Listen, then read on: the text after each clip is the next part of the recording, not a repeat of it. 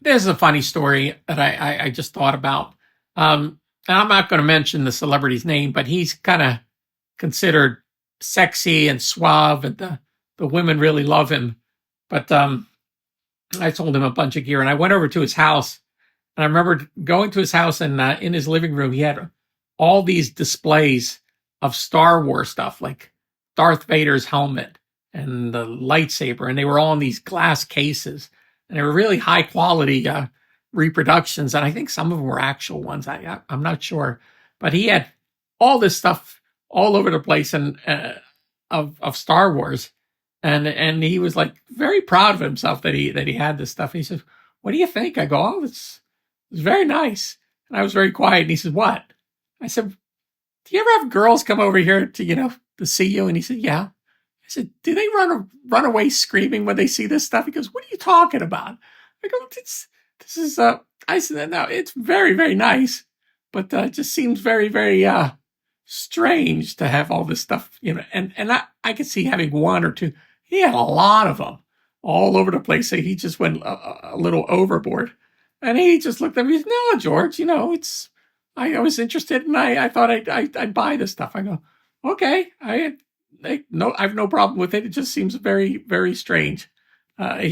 So that's my story. It's not a big story, but I just thought it's funny. Sometimes people get a ton of money, and the thing they spend it on, and everybody's the right to spend the money there, whatever they want. And that's one thing that I get a lot of the celebrities that I deal with. If I mention money that they have, like I'll show them some options, like, "Hey, you should go for this. You could afford it." Oh, I get yelled at.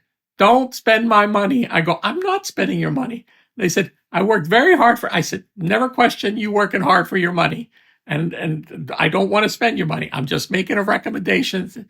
You can afford it, and it would be a good thing for you to do." And then things calm down. Like backing up your hard drive, you should buy an extra hard drive to back up to. And back in the 80s, 90s, hard drives were very expensive, but these guys could afford it, and they should do it. I had one client call me 2 a.m. At home.